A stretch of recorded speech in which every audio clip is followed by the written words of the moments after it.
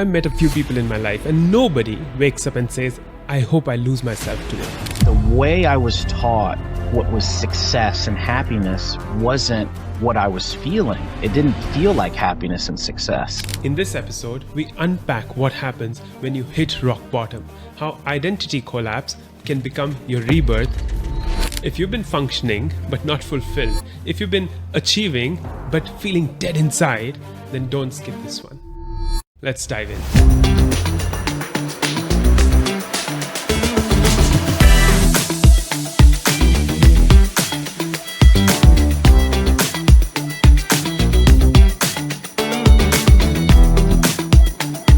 Rest is not a reward, it's a necessity. And today, I'm joined by Chazz Scott from the US to speak about how sleep, stillness, and self-care can actually help you build the stronger version of you, the version of you that's going to thrive and do beautiful things with the world.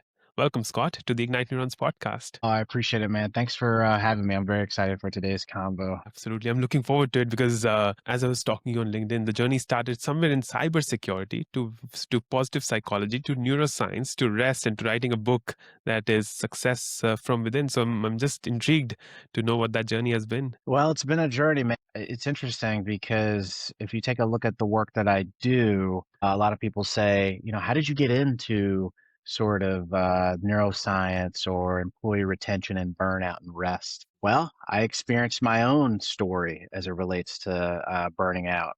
I actually went to school for computer science down in Hampton University. And it was during that time frame I actually ran across a book called Power of Positive Thinking by Dr. Norman Vincent Peale. And it was during this sort of stage of my development where I really started to understand like who I was as a person. And it was during that time frame in school where that book sort of changed the way that I looked at life, but also gave me sort of the motivation, the initiative to like give this type of knowledge to youth. Yeah. And interesting enough, we started a nonprofit at the time called Positively Caviar Incorporated, where we're able to give these mental wellness workshops to underserved youth in Baltimore and DC to really get them to understand that there are preventative strategies to decrease stress like meditation and yoga. And it was actually during that time frame where I had just graduated from school with my master's in cybersecurity. And I was starting this nonprofit, trying to climb the ranks within cyber and then build a nonprofit. And I suffered my burnout. And I was waking up with anxiety. In 2017, I was waking up sweating, fearful of the day. And I had sort of all the material objects of success. I had the BMW 6-speed manual, red leather interior. I had my dream job running incident response teams in cybersecurity. And I had a beautiful condo looking over the Potomac in Washington, D.C. And yet I was burnt out, depressed, and waking up to a job that was just paying the bills. It wasn't really giving me fulfillment anymore. And I said, something needs to change because the way I was taught what was success and happiness wasn't what I was feeling. It didn't feel like happiness and success. And it was at that time where I started to read every book I could in positive psychology, neuroscience, quantum physics, the observer effect, law of attraction, The Secret, Tony Robbins. If it was something that could improve the quality of my life, I read it because what I was told wasn't true. I needed to change my relationship with what fulfillment, what happiness, and what alignment actually meant. And that meant taking care of myself. So that was sort of the impetus of how I came out to do the work that I'm doing today. Yeah, that's so powerful. It also reveals a fact, Chazz, that we need to really go through our own pain to really understand what needs to shift, right? And sometimes I feel like I wish that once you've gone through and been through such stages in life, I wish we could really help others really feel what that pain is, because then the definition of success, the relationship with fulfillment and happiness, all of this could be drastically. And the way let's go even further back, because I'm really intrigued to know a little bit more on what that 8-year-old boy would say if that 8-year-old boy, and that's the question that we start the podcast with, right? That if that 8-year-old Chazz were to come and meet you right now in your present self, did not know that burnout's going to happen, did not know that all of this is going to play out the way it did, what kind of a conversation do you think will emerge between you and that 8-year-old Chazz growing up? Is as simple as this sounds, it's just so profound because it really extends into every area of your life, which is basically spend more time in silence and trust yourself more. And the reason why I say that is in life, as you grow up, particularly in America and Western countries, we're taught that happiness, fulfillment, and this term success is something out there. And we're almost hypnotized into thinking that I won't feel good until I get this outside of me. And you're constantly trying to climb this mountain. And eventually you may get to the mountain, but then you realize it's not giving you the fulfillment and the joy that you thought it was going to give you, Mm, like the movies tell you or the TV shows tell you. And if I was my 8-year-old self, I would be having a conversation and say, Chaz, it's about how you feel every single day that matters. It's about how you feel when you wake up in the morning. Do you have energy? Are you excited about your day? Do you feel like you're contributing to something much bigger than yourself that gives you that fulfillment and that joy internally? And then I'll also say to myself, which I said a little bit, which is you don't need something out there to feel good now. You don't need something in the future to yeah, feel good right now. If you take care of yourself, your mind, body, and soul yeah, today, you can feel good right now. And I always look at, particularly when I travel outside of the United States, and I haven't traveled that many places, but I always take a look at, many of the people are much less fortunate than me. mm, And many of these third world countries, as you take a look, they have nothing. And yeah, yet they're smiling and they're happy. Now, there's yeah, something to say about, making sure that you can meet your means and you feed yourself and clean water, right? That's very, very, very important. absolutely. But one of the things that you start to find is they're not constantly trying to achieve or obtain certain Yeah, material items, and yeah, yet they're still happy. So why yeah. can't I live like that? It's a good question. It's a $1 billion question. It's not even a $1 million question. And as you're sharing this, and thank you for sharing what this 8-year-old will have that conversation. It was, I think, about 22 years ago when I used to live in Delhi, India at that time. And there used to be a spiritual place very close to our house, like maybe a 3 hour drive, where we would go there. And so this place called Vrindavan, I don't know if you've heard of it or not. And there were these small little alleys there, like so small that you would just like maybe a bicycle will go through those, and people can like walk through them. And I was there with my cousin who was from the US at that time, and we were walking there through those alleys, and we saw old age people sitting on the side of the roads, just waiting for someone to, and not begging for anything, just sitting there for someone to give them some food, maybe some money, something that they could use to sustain and survive and live, right. And you're reflecting in that moment that when someone can spend the whole and take care of their bodies for a whole month for maybe say $20, $30, $100. How is it that the world needs hundreds and thousands of dollars to survive, to sustain, to be happy, to be fulfilled? And as you were saying, their faces were lit with happiness. It was that Right. something, some kind of an higher force was supporting them. And I don't know why this experience was just coming back to me as you were speaking. Yeah, it's interesting. I know we'll probably talk about it in the future, but I had went to Portugal. It was my first time overseas this past March, particularly Mm, Europe. Over there, it was much slower.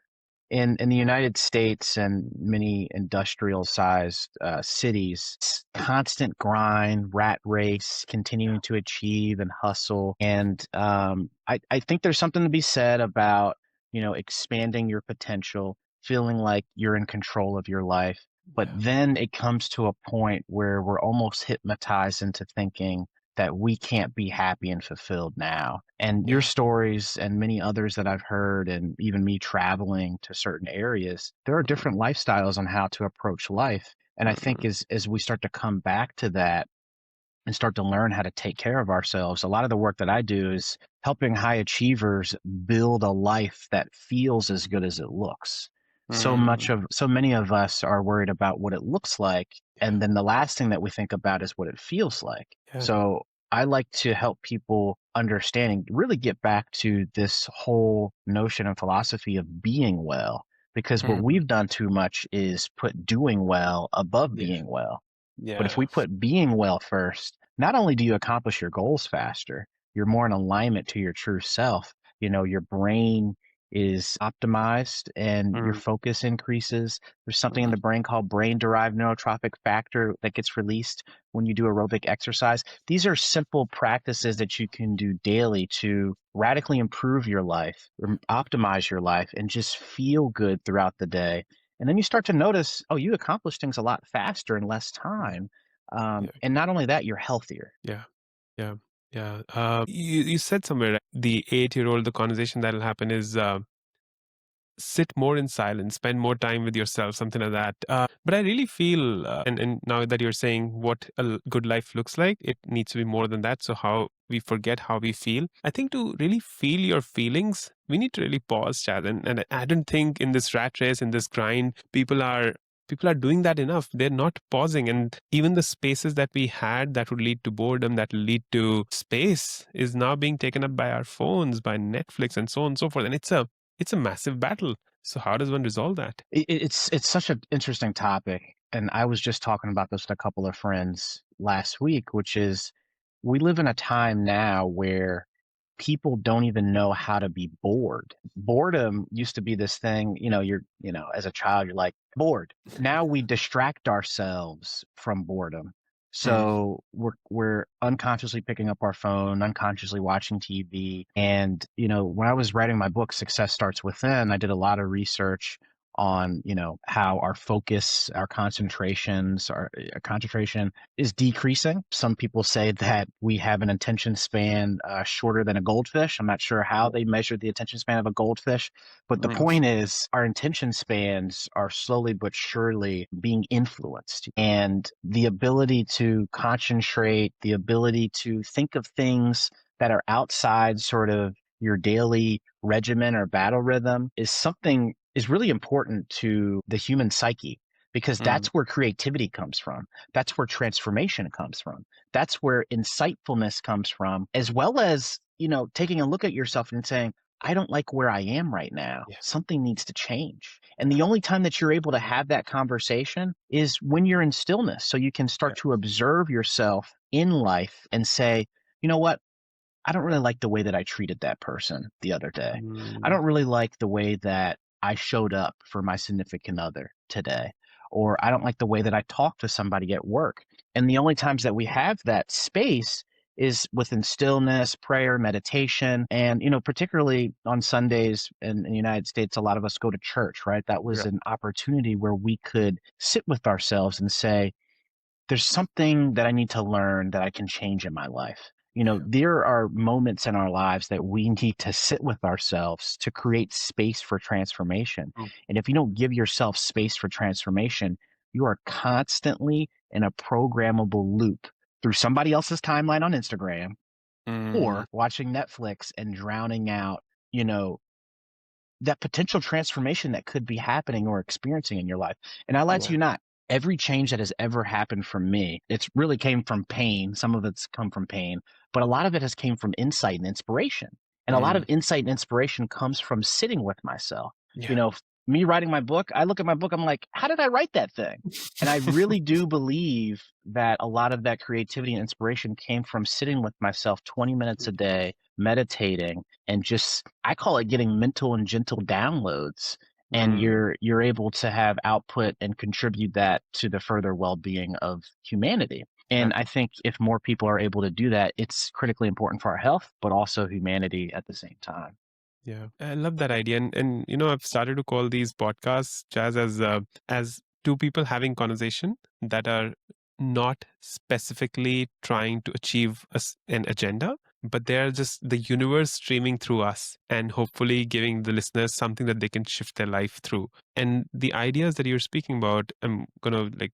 And I think what's also like a asterisk mark and conditions apply that, and I'm speaking for myself, Chaz, and then I'll let you speak for you. I'm not saying that it's wrong to watch Netflix, and I'm not saying that it's wrong to be on Instagram.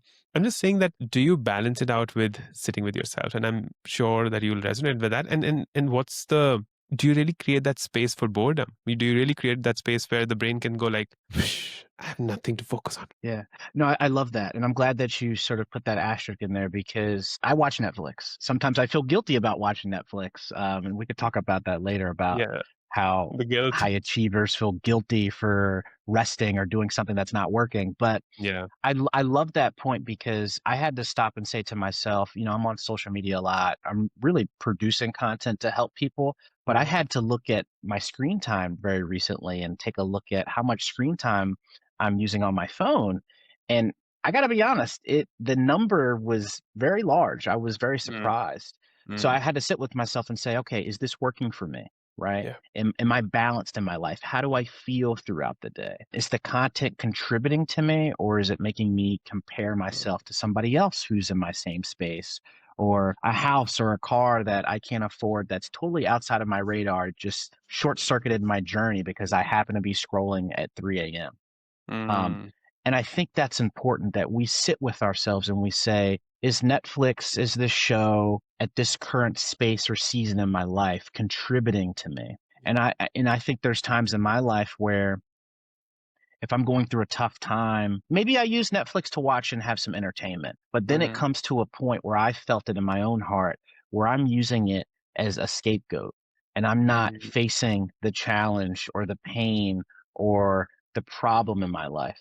And I mm, think it personally in my life, when I use social media or Netflix or watching TV as a scapegoat to not challenge or face the problems that I'm facing, that's when it becomes a problem. So yeah. you're right. I think it's a balance, and you Yeah. got to sit with yourself in terms of what works for you based upon the season in your life, because there are ups and there are downs, and you have to be mindful of what season you are and what's contributing to you.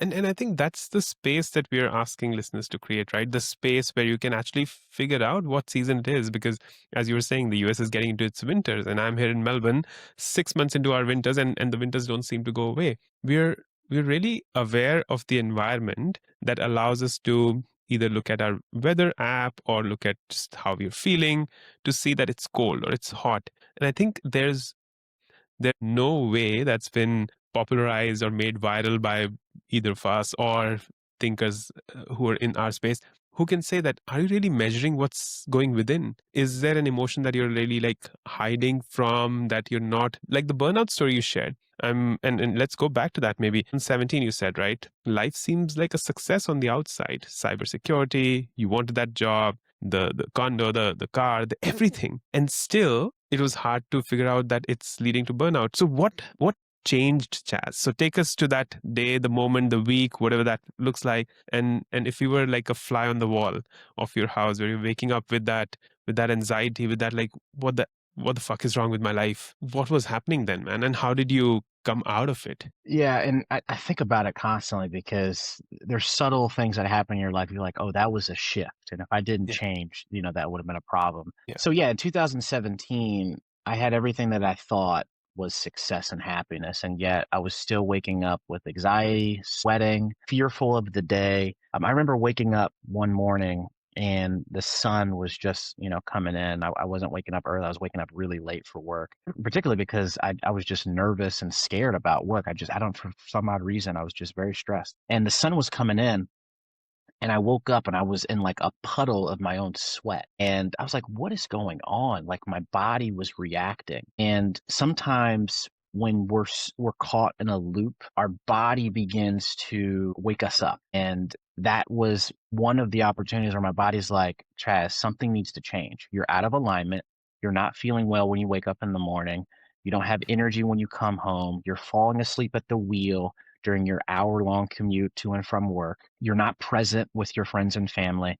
And I remember one time, I'll tell you this, and it's very vulnerable, obviously. I remember one time coming home from work and I wanted to like hang out with my friends and family like during the weekend. And I could feel that my energy, the way I was feeling was affecting my friends. And that's when it hit me because I used to be this positive light of inspiration to help and give. And yet I was so unhappy with myself that my friends and family were feeling it. And Yeah. they didn't say anything. It was just the way that they were looking at me. And I remember my dad asking, son, like, are you okay? And, when someone who knows you asks you that question, they already know the answer. That's why they ask the question, because they know you. And I said to myself, in my heart, I realized I wasn't okay. Something needed to change. And that's when I started to really understand what it means to live a happy and successful, fulfilled life. And I started to change my practices, how I woke up, how I went to sleep, my diet, what was coming in to sort of my filters and as it relates to social media and what I was experiencing at work. And I lie to you not, I remember I was reading at the time probably Miracle Morning, 5 a.m. Morning Club, Mm. a couple other morning routine books. And I started implementing these simple practices and I worked out, I meditated, and I read one morning. I was like, wow, I'm getting some pep in my step. I'm feeling really good today. I didn't really accomplish anything, but I feel good inside. And I went into work that morning and I just felt this rush of energy. I felt good. I was more present with people. I would write emails very quickly, getting stuff done in half the time. I would feel like I was in a state of flow in my life. Yeah.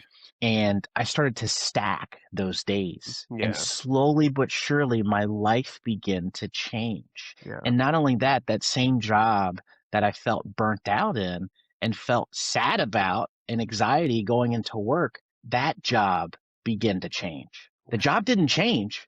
The way Yeah. I felt changed. And that's when I started to realize, oh my goodness, no pun intended, my book, Success Starts Within. It's Yeah. all about how you feel internally that contributes to what happens externally in your life. So powerful. So like there was this moment when you asked your dad asking you, when you shared your dad asking you, how are you feeling, son? I had goosebumps all over my spine because you can imagine this, right? That for a loved one, for a friend, for a family, for a spouse, for a parent, to see anyone going through something like that, where you're waking up with feeling like shit, feeling like what the hell is wrong with my life is cannot be easy.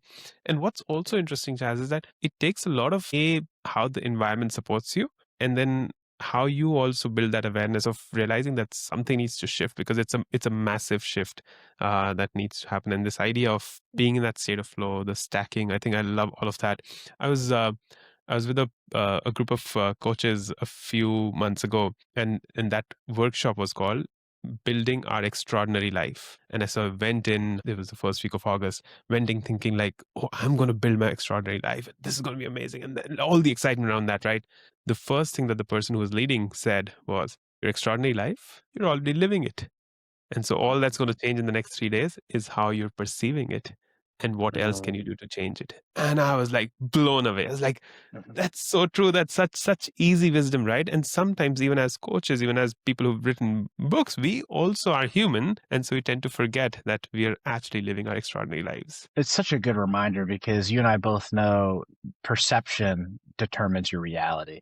You could have two people looking at the same exact thing, or something happens to them. Somebody cuts them off on the Yeah. road. One person says, oh, that person's got to get to the hospital. You just never know what's going on in their life.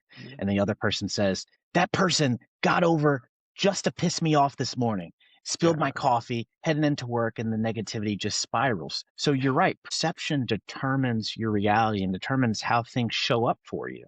Yeah. And I just love the way that I think it's important, especially for people that are contributing to others, whether you're a leader, whether you're a mom, whether you're a father, whether you're anything where you're contributing to somebody else. That perception change is so important because you're able to serve at higher levels, manage your own perceptions, manage your own stress, and figure out how to contribute more to other people.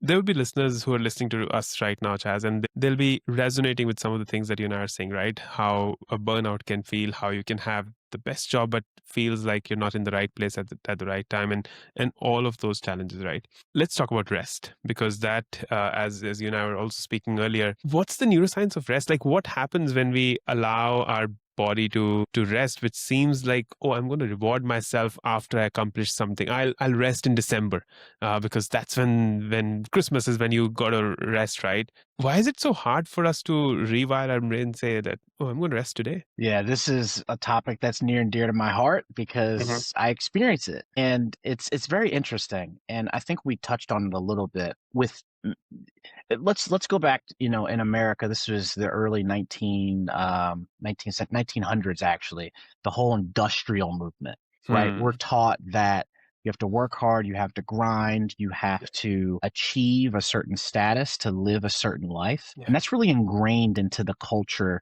particularly in America and many Western countries, but really industrial cities in general. Mm, And we're thrown into our lives and thinking that we must constantly work and achieve in order to feel like this. What tends to happen is, particularly, our nervous system literally is being programmed to think that rest is a threat to your nervous mm, system. And I did some research, particularly on my own family. I think I had told you I did a TEDx talk, and it was mm, about why rest feels unsafe. It's not out yet. We're still waiting for it to be sent out through TED. But I talked about my great great grandfather, who was born enslaved in Sparta, Georgia, on the William Hurt plantation in 1828. And we got a chance to go visit the plantation down in Sparta, Georgia. And it was at that moment in time, it was about 2 years ago, where I thought to myself, they didn't even have an opportunity to rest. There were yeah. times where they were forced, it was forced labor.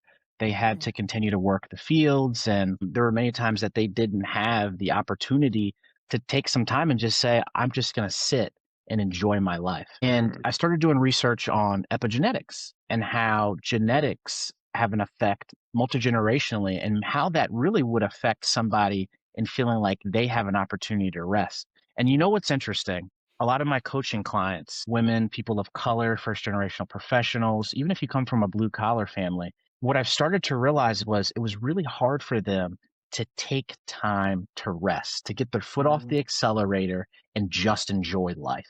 And I started to connect the dots here, and there's been some research, particularly on Holocaust survivors in the concentration camps, where their cortisol levels, because they were in states of stress for so long, their cortisol levels were abnormally very, very low. Sometimes we always think mm. of cortisol as being very, very high as relates to stress, Right. but cortisol helps to balance the stress levels as well. So in this case, it was very, very low because of long periods of stress, which Mm, means the cortisol levels were low.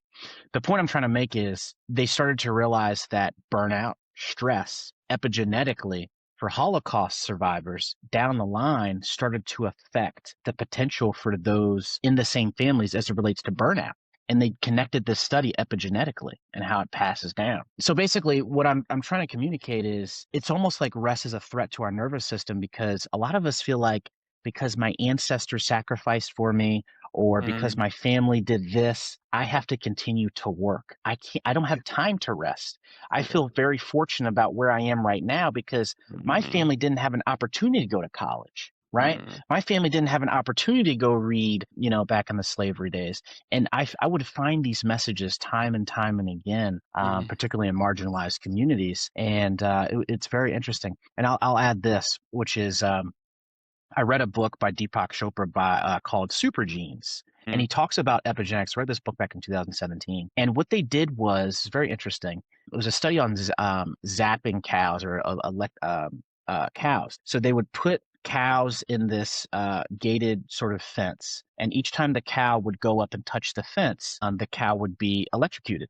So it was a mm, gentle mental shock, right? So mm, Pavlov's theory, the cows would not touch the gate anymore because of the right. pain that it would experience and register in its brain. So the cows had kids, okay? And the kids had never touched the gate. What they saw was the kids within the gate, they would not go up and touch the fence, okay? Because epigenetically, the trauma was passed down to the kids. And they would actually take the electric wire off and they still would not go up and touch the fence. So this shows how trauma and as well as sort of our experiences of what our parents have been through can be passed down epigenetically. This is just a test to show that through cows, but they've actually shown this through humans as well as the Holocaust and many of other of us that have experienced sort of trauma as it relates Mm, to rest. I know that was a lot, but I think characterizing all of that um, is something new to add to sort of the conversation here. Yeah. No, I love all of that. And that experiment, like, wow, I mean, trauma that the cows were seeing and experiencing being passed down to the calves is massive.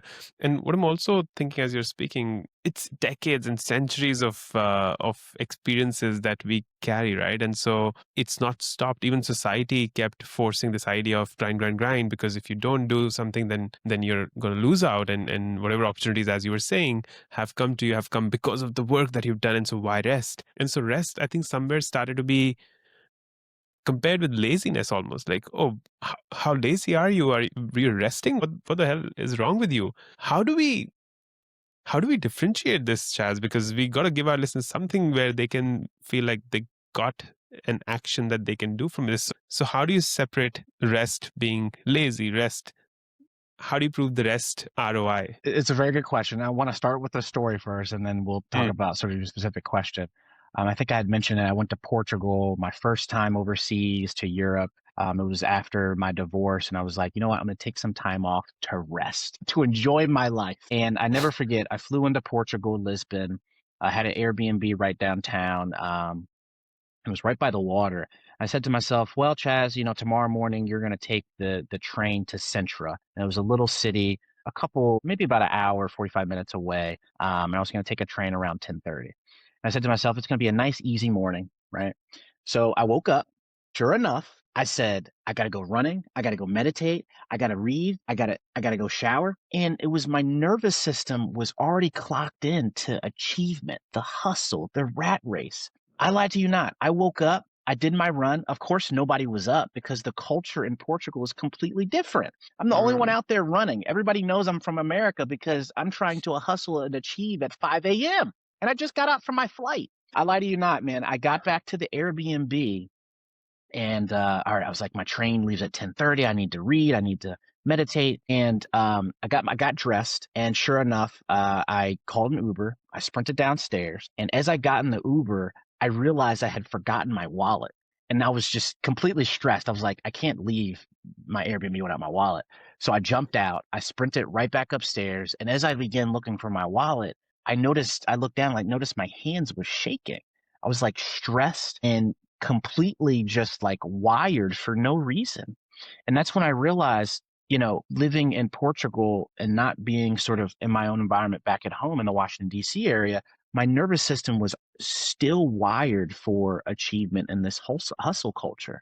And I had to stop and say to myself, wait a minute, Chaz, there's nothing that you need to do. If you miss the 10:30 train, just take the 11th. What are you hustling for? What is going on? And I really had to have a conversation with myself.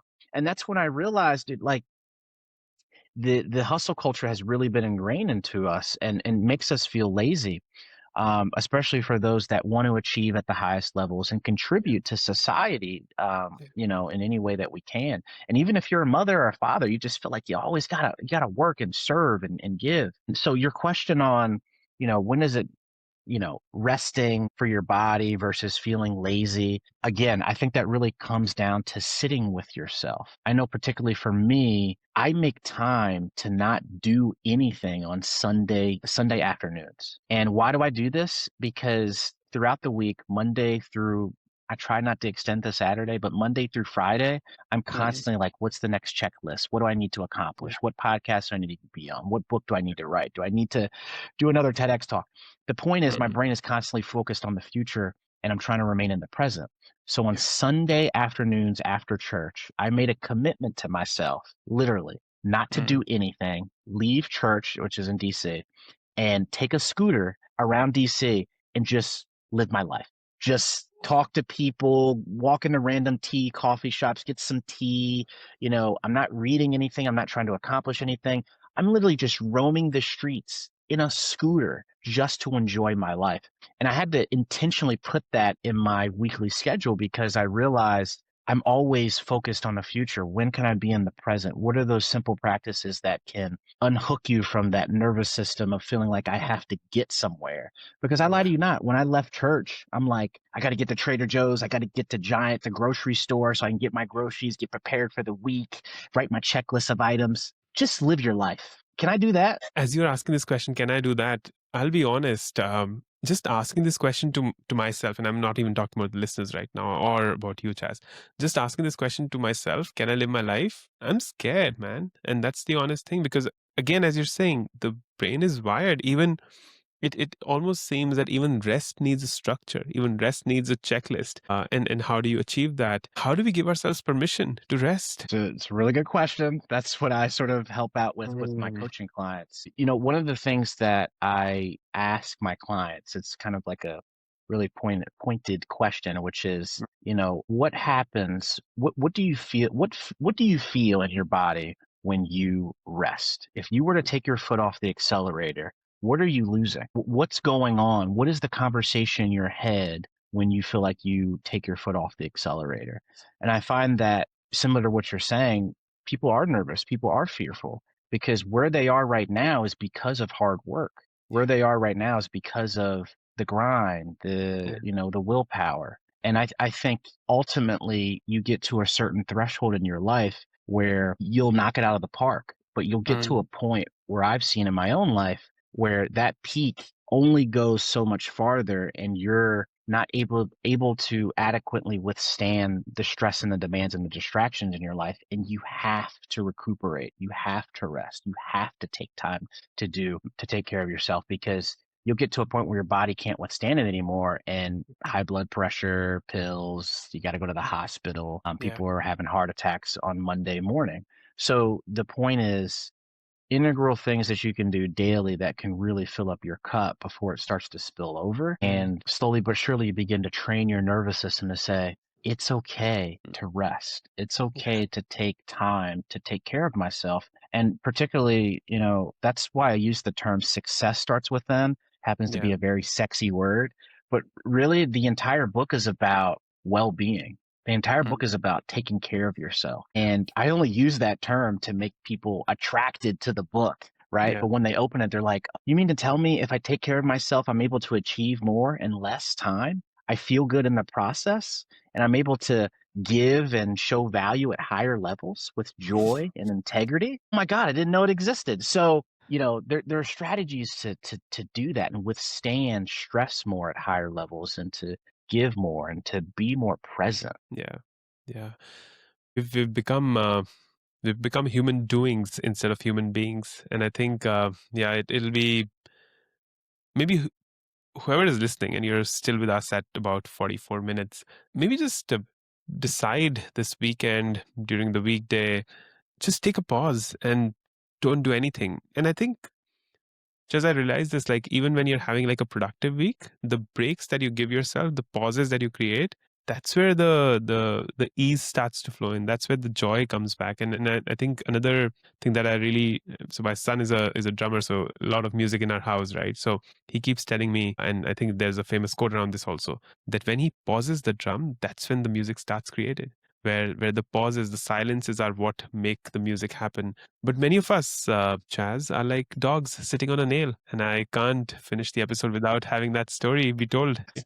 It's a story. It's like an old fable story where his friend, you could say his friend goes to visit his friend at his house, and the friend's like, "Hey, dude, John, your dog is yelping over there. He's like screaming for his life. What's going on?" And the owner of the dog says, he says, "Well, he's sitting on a nail." And he's like, "Well, why doesn't he just get up?" And the owner of the dog says, "Well, I guess the pain isn't worth it yet. I guess he hasn't experienced much pain yet, and he's still sitting on the nail experiencing the pain."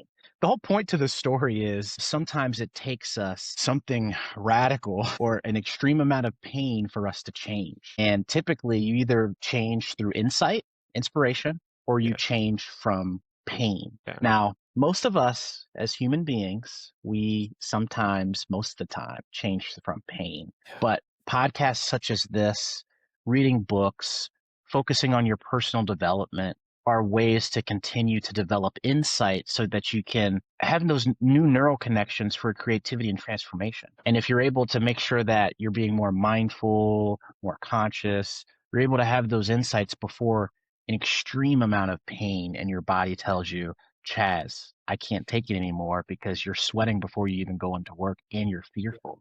But if you're able to constantly work on yourself and take care of yourself, you don't get to that threshold of pain, or at least you're able to adequately address it before it becomes Mhm. something bigger. Love that story. Love that story. Had to bring it back. To all those are listening, don't wait for that pain to get so strong that you're feeling dizzy, you're shaking, you're sweating, you're reaching those stages where burnout is very real, because people lose their lives when they and literally and psychologically. So yeah, take care of yourself. I think that's really important. Thanks for sharing that story, Chaz. But now let's go into the future, Chaz.